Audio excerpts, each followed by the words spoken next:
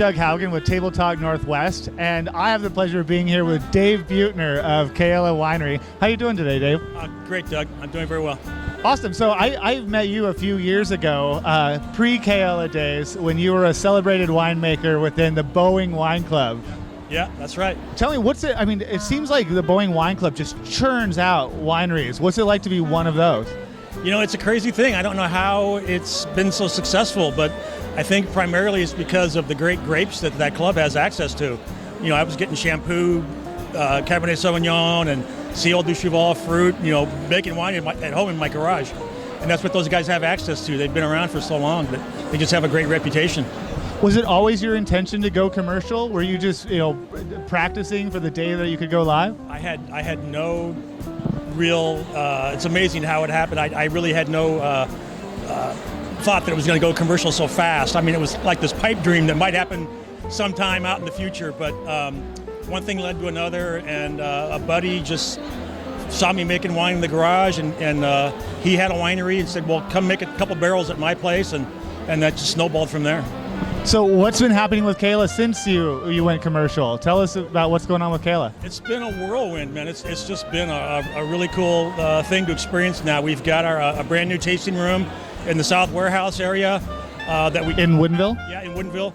We had it custom built, and we're I share a space there with Conversion Zone, and things are going good. We've got good recognition and from Mr. Grieget. I got to meet him today too. I don't think he's here somewhere, but we've won some awards and got some nice press. So things are going really well. We just released the 2011 4 red wines, and we just bottled our rosé, which has been very successful. Nice, just in time for spring to come. Yeah, for sure. So this Seattle Wine and Food Experience is a huge event. A lot of exhibitors from wineries in Washington, Idaho, international, Oregon, all Northwest. There's restaurants, there's food like specialty items. As an exhibitor though, what's it like? What's a day like to participate in an event like this? Well, it's a good question. We plan for it. As far as how you want the table to look. What you're gonna put out, what you're gonna pour. I took a look at all of the other people that were going to be here to see what was going on, and it's really overwhelming. I'm really enjoying it, walking around as a consumer would, walking around and seeing the other things, because it's really cool to try. Like people like the Idaho wineries and the California wineries. I know, as a small winery for myself, I wouldn't go down and participate, say, in California at an event, because so I think it might just be the bigger wineries from California and Idaho that come here, but it's really cool to go and I'm going to go hit up the Idaho section and the California section, because I drink enough Washington wine as it is. Hey, you and your wife are sort of working in shifts today, right? So you can get out? Yeah, exactly. So as you're tasting, you haven't been to Idaho yet, but California, how are you finding that, this whole event is really about education, being able to try a diversity of things. How's your wine stacking up compared to what you're tasting? Well, I think very well. I have such great vineyards that I'm really proud of, and that's, I give the credit to them. Number one is that great fruit that Ciel du Cheval and Connor Lee and Ambassador Vineyard, where I get my fruit from. So I would stack my wine up against just about anyone. Nice. So what's coming around the bend? You have some new releases coming out, but what's your future with Kaella? Where do you see it going? Well, that's a good question. I kind of feel like I still have my day job, and right now we're up pushing about 600 cases, and I kind of feel like I'm like standing looking over the edge of that cliff. It's like, do I want to take that leap and make this a full-time gig and give up the day job and go 100%, or of course I need something to pay for this winery, but so I think that's the next step is how far do I take this and how big do I grow? That's a big decision.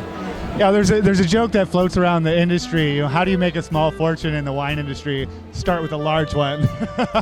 So yeah, I can totally see the logistics of that having to play out just right. Yeah.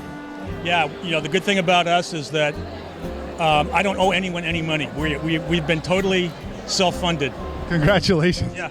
So, if I have to, fold up, God forbid, no, but if I have to walk away, I don't owe anybody any money. We've been very good with that. I've sold every bottle of wine I've ever made so far, so hope to keep that alive and keep it going. But it's tough, you know. It's a very tough business because as you grow, you know, it takes 2 years to get that money back of the capital you invested now. So taking that big leap is scary. Are you finding that the Woodinville experience has been really good for you, a tasting room there, or are you finding that Woodinville is getting kind of saturated? I think it's a little bit of both. I think you know, the Hollywood area down there is just grown tremendously, and that has actually, I think, drained some of the people from the warehouse area a little bit. I've noticed that. So you know, we have to assess that and analyze that and see if we want to move somewhere else. But the good part is where we're at now. You know, we're not like stop number 13 of 15. You know, people just out on a pub crawl. You know, so we're finding that when we move down there, people come and see us because they're coming to see us, and so our traffic has gone down, but our sales haven't gone down proportionately wise. So that's been pretty good. That helps you maintain margins. Yeah, yeah. I've always had a soft spot in my heart for the warehouse district, or Woodinville, really. I love that area down there, and so anytime someone decides to move to the warehouse district, it makes me really happy. Yeah, people come in there, and the people really like it because it really is the mom and pop wineries in there, and you come in, you talk to the people making the wine, and it's informal. You know, it's not, you know, Napa Valley, and so it's I think a lot of people really like that. It seems like you get a lot more of that in Washington in general, the opportunity to the guy behind the counter is the guy that made the wine, you know, and everyone wants to grow their wine to a point where, you know, you hire people to run the desk while you're making wine and everything. But I love that experience of walking into a tasting room and getting to meet the people that made the amazing juice that I'm drinking. Oh, yeah.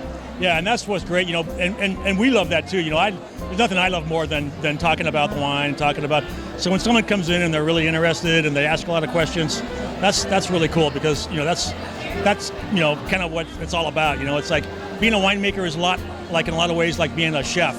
You know, you prepared this great meal and you get a big kick out of people enjoying it, and I get that same kick too. So where exactly can people find you in the warehouse district, and when are you open? We are open every Saturday from 12 to 5, and we're in what's called the South Warehouse area.